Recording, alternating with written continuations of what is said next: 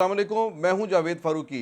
आज पाकिस्तान की तारीख़ का एक तारीख़ साज़ दिन इस लिहाज से नहीं कि ये बहुत काबिल फ़ख्र दिन है, बल्कि ये बहुत ही बाइस नदामत दिन है।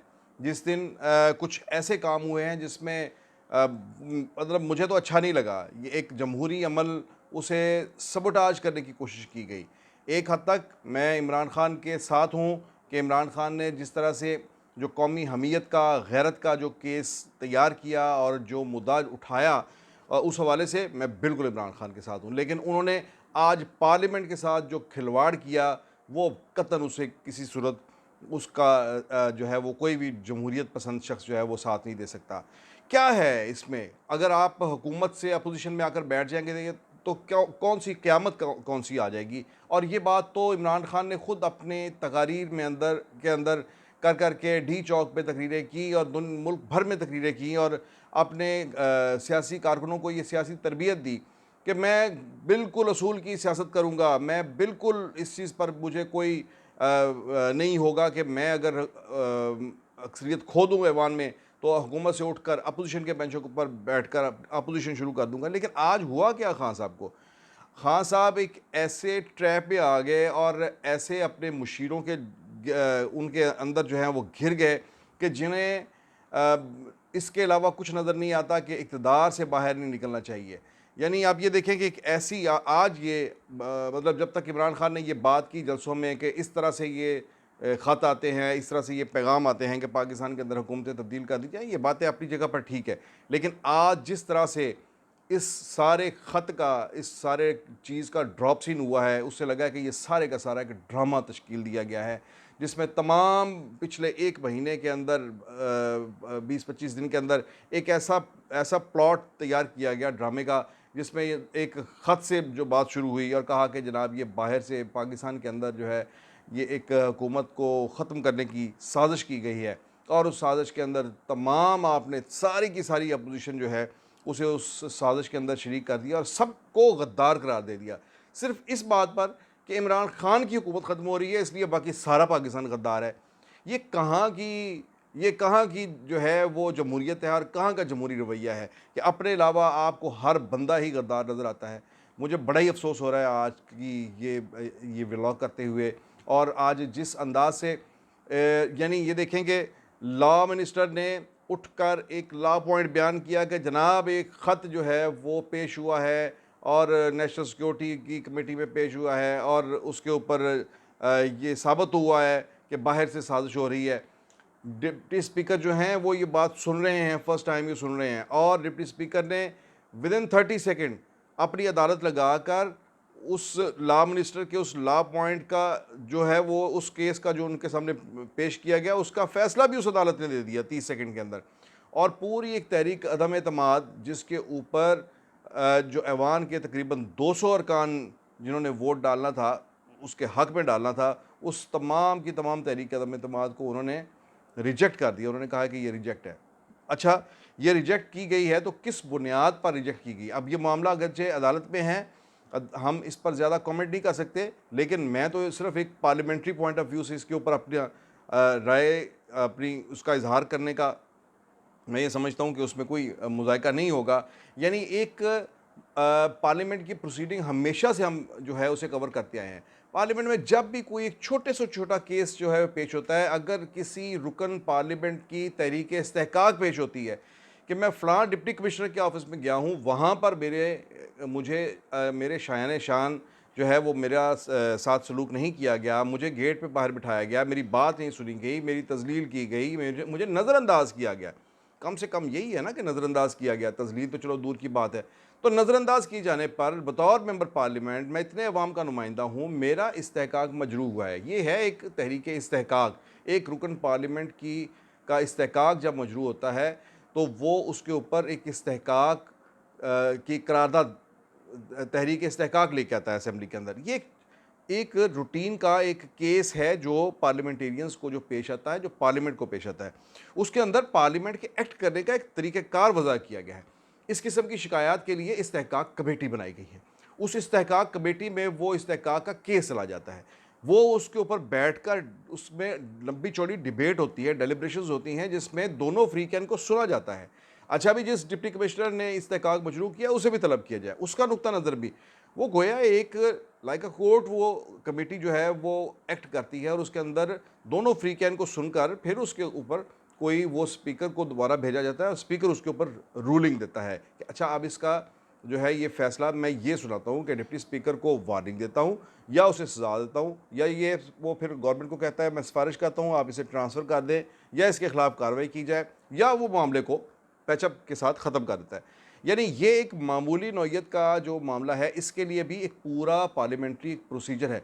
तो ये कैसा ख़त है जिसके ऊपर कोई कोई इन्वेस्टिगेशन नहीं हुई, किसी किस्म की कोई स्पेशल कमेटी नहीं बनाई गई। आपने कौमी सलामती की कमेटी में पेश कर दिया, उस कौमी सलामती कमेटी की उस मीटिंग के हवाले से भी ये नहीं सामने आया कि ये यकनिकाती एक एजेंडा है इसका जिसके ऊपर, और उसकी उस तरह से फाइंडिंग भी सामने नहीं आई कि जिसमें उसे कहा गया हो कि ये वाक़ई ये इस्टेब्लिश हो गया है कि ये एक बहुत बड़ी बैनुल-अक़वामी साज़िश है जिसके अंदर अमेरिका ने पाकिस्तान की हुकूमत को टॉपल करने की कोशिश की है। और ख़ान साहब जिनसे तो अमेरिका को बहुत ज़्यादा ख़तरा है ना कि वहाँ पर ये चढ़ाई करने वाले हैं और ये वाशिंगटन के ऊपर पाकिस्तान का झंडा लहराने वाले हैं। आज मैं ख़ान साहब के हवाले से मेरा लब लहजा कुछ सख्त है, मैं इस हवाले से ऐसी बात आम तौर पर नहीं करता। लेकिन इमरान ख़ान साहब ने आज मुझे ख़ास तौर पर मेरे मेरे जज़्बात जो हैं, मैं ये समझता हूँ कि मजरूह किए हैं और बहुत सारे जो जमहूरियत पसंद है उनके वक़ार उनके जज़्बात को मजरूह किया है। यानी पार्लियामेंट की एक प्रोसीडिंग जो है आपने उसको रोका है, ख़त्म किया है और एक आमराना अंदाज़ से डिप्टी स्पीकर ने उसको करके रिजेक्ट करके सारे का सारा वो इजलास ही ख़त्म कर दिया, सारी कार्रवाई ख़त्म कर दी। मुझे इस बात पे कोई सरोकार नहीं है कि उस अदम एतमाद के नतीजे में कौन वज़ीर-ए-आज़म बनता और कौन ना बनता। कौम इस बात के लिए तैयार है कि आइंदा इलेक्शन की तरफ जाना चाहिए। खान साहब की ये बात मैं समझता हूँ, कल भी इंटरव्यूज़ में उन्होंने कही कि अब हमें इलेक्शन की तरफ जाना चाहिए, हम जितना तराज़े की तरफ जा चुके हैं। लेकिन उनके इस इक़दाम ने, इमरान खान के इस इक़दाम ने इनफैक्ट पार्लिमानी रवायात को बुरी तरह से उन्होंने डैमेज किया है। और पाकिस्तान के अंदर पिछले 20 साल के अंदर जो पार्लियामेंट्री प्रोसेस जो चला है, जो रफ्ता रफ्ता आगे बढ़ा है, कामयाबी से आगे बढ़ा है, उसमें देखें 2 वज़ीर-ए-आज़म जिन्होंने अदालत के अंदर खड़े हुए और उन्हें कोर्ट ने कहा कि आपका ये जुर्म है, आप नाअहल हैं। वो दोनों बहुत मैच्योर सीज़न्ड पॉलिटिशियन थे। यूसुफ रज़ा गिलानी खामोशी से वहाँ से निकले हैं और उन्होंने अपनी वो 3 मिनट की खड़े होने की सज़ा की बुनियाद पर उन्हें नाअहल करार दे दिया गया। 5 साल की नाअहली उन्होंने कबूल की और वो घर चले गए, आराम से खामोशी से बैठ गए। नवाज़ शरीफ तीसरी बार वज़ीर-ए-आज़म बने और उन्हें अकामे के ऊपर जब निकाल दिया गया, उन्होंने अपना ब्रीफ़केस पकड़ा हुआ और घर चले गए। अच्छा, इतने बड़े-बड़े जो लोग थे वो तो घर चले गए, लेकिन आपको क्या सुरख़ाब के पर लगे हुए हैं कि आपके ख़िलाफ़ कोई बात नहीं हो सकती या आपकी बैड गवर्नेंस के ऊपर अगर कोई बात नहीं हो सकती। क्या वजह है कि आप इतने ही चहेते हैं, आप इतने ही बड़े आपने उस रुतबे के ऊपर फ़ाइज़ कर लिया कि आपके ख़िलाफ़ अगर कोई तहरीक अदम-ए-एतमाद आई है तो वो पाकिस्तान के ख़िलाफ़ साज़िश है। एक तो ये जो माइंडसेट है, जो जब इंसान ख़ुद को हर चीज़ समझने लग जाता है, वो कहता है कि मेरे वजूद से ये मुल्क है, मेरे वजूद से ये पूरी दुनिया का निज़ाम चल रहा है। ये वो उसका जो है, मैं ये समझता हूँ कि वो एक ऐसे इंतहाई नुक्ते पर पहुँच जाता है जहाँ से एक उसका ज़वाल शुरू हो जाता है।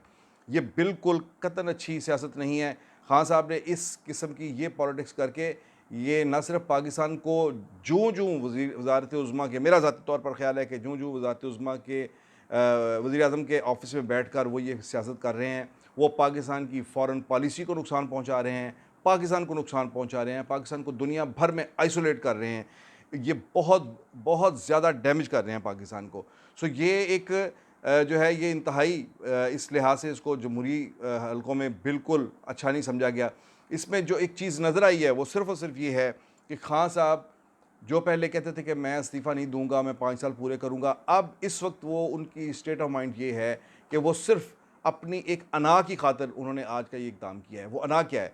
वो ये है कि वो नहीं चाहते कि तहरीक अदम-ए-एतमाद के ज़रिए उन्हें अक्सरियती वोट जो है उनके ख़िलाफ़ जब पड़े तो उन्हें ये ऐवान जो है वो रिजेक्ट करके उन्हें अपोज़िशन बेंचों पे बिठा दे।